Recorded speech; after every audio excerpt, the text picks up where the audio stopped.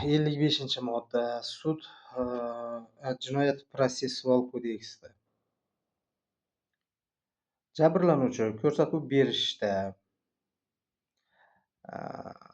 dalillar taqdim qilish, iltimosnomalar berish va rad qilish, o'z ona tilidan va tarjimon xizmatidan foydalanish, o'z manfaatlarini himoya qilish. Ketdi, bu yoqni o'qish shart emas. U bir doston bu.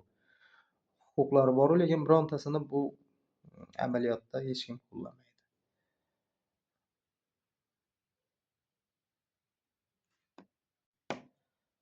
Jinoyat protsessual kodeksining 60-moddasi. Qonuniy vakil ishda ishtirok etish voyaga yetmagan yoxud belgilangan tartibda muomalaga loyiqasiz deb e'tirof etilgan gumon qilinuvchini, ayblanuvchini, ya'ni muomalaga loyiqasiz edim o'sha payt. Hali mana travma bor. Mana shu yerdan tomir o'tgan. Nevrologistka.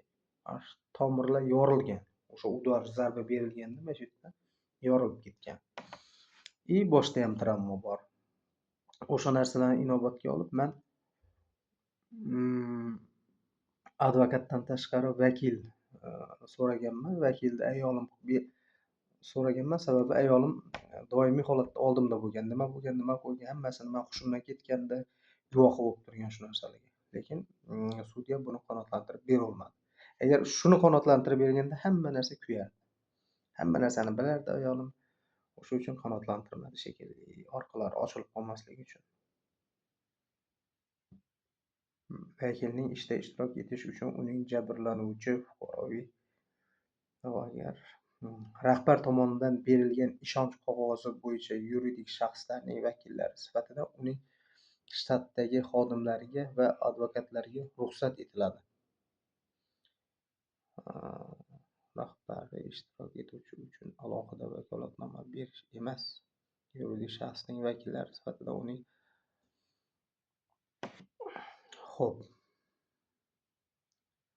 himoyachi gumon shart emas.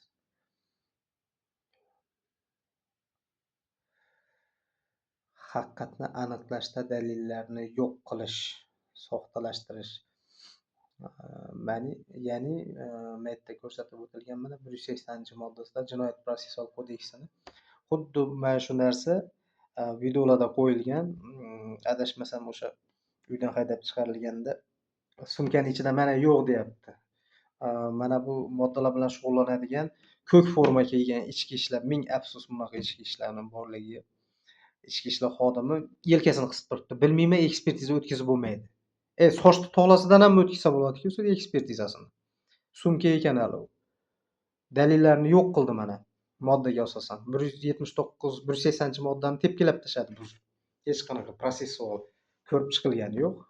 Ignada ipigacha ko'rilishi kerak bu protsessualni boshida yozib qo'yibdi katta. Dalillarni yo'q qilish menimcha u ichki ishlar o'zi ko'rsatma berdi. Sababi hamma taxminlar to'g'ri kelyapti. 102 vizit bo'lganda ham uchastkavoy kechikib keldi 2-3 soatga. O'sha yerda ko'rganlar ham bor, uyga kirib ketgan, bizani больницада yotgan holatimizda oilamizni ko'chaga chiqarib yuborib, o'zi ichkarida ikkinchi taraf bilan kirib o'tirib gaplashib chiqib ketgan uyda. Lekin qayerda edingiz desam, uyda emas, ishxonada bo'lganman deb. Lekin ayni o'sha so'ragan, telefon qilgan vaqtini tekshiradigan bo'lsa, ichki ishlar xodimi uyda o'tirib 1 soat sumkani titkilab, ichidagi dalillarni yo'q qilishga yordam berib, keyin chiqib ketgan. Alloh bergan hurmat. Videodagi uchastkavoy. O'zbekiston Respublikasi Jinoyat protsessual kodeksida ketdi. Bu yerda yana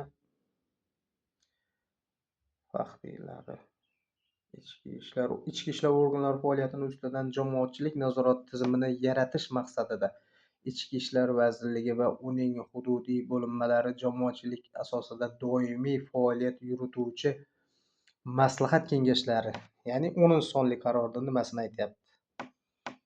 Moddasini. Jamoatchilik nazorati. Mana men jamoatchilik nazorati o'rnatdim. Va uni foydasini ham hech bo'lmaganda 20-30% ko'rdim. Endi agar jamoatchilik nazorati ko'pchilik bo'lib harakat qilishga bog'liqroq ekan, mana menda masalan hozirgi faoliyatda kanal yuritilayotgan 9500 ta odam bormi? O'sha ham bir katta kuch ekan. Har bir odam ko'rib, kuzatib, izoh qoldirib o'tirganni o'zi jamoatchi kengash safiga kirar ekan. O'sha uchun bular cho'chib, sekin-sekin keyin asta-asta yordam berishga o'tdi. Hurmatli Matkarimov DS, sizning 330 ming so'm undiruga kelib tushdi. To'lov uchun indeks nomeri barobatda. Mana SMSlar kelib odamni og'irlashishiga battar sabab bo'ldi bu. Majburiy ijro. 19-moddasida o'sha FTEKni nimasi?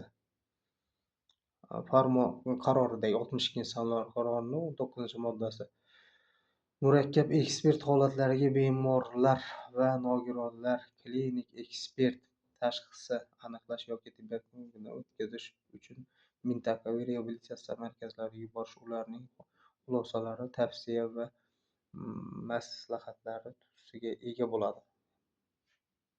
Tekinga shunday o'tkazib beradi, deyapti mana.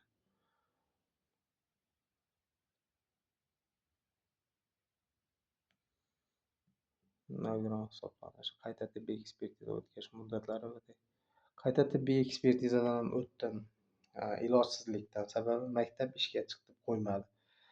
Ular foiz belgilab berish kerak edi, FTEK deyapti. FTEK esa yo'q, foiz belgilay olmaymiz. Nimaga? Qonun bor-ku desak, yelkasini qisib turibdi. Buyruq olganda bechoralarga bo'lgan bosim bo'lgan. 195-sonli qaror admin bo'lib, Vazirlar Mahkamasining 62-sonli qarori chiqdi. Ekspertiza o'tkazish to'g'risida. Har yilgi asosiy uzaytirilgan ta'tillarni aytib o'tdik. Xo'sh.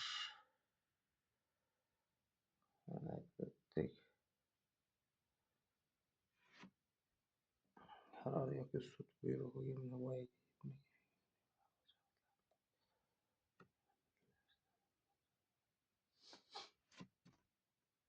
yerda mana Jinoyat kodeksida yozilganki, 47-4 prim voyaga yetmagan yoki mehnatga layoqatsiz shaxslarni moddiy ta'minlashdan bo'yin tovlash.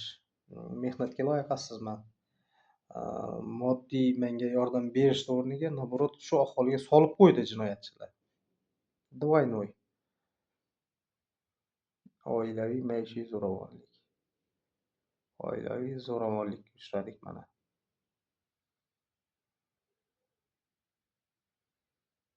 Yolg'on axborot tarqatish. Yolg'on axborotni polnis tarqatib keldilar. Birontasi qiziqqani yo'q. Shaxsiy huquq va erkinliklar bu narsalarni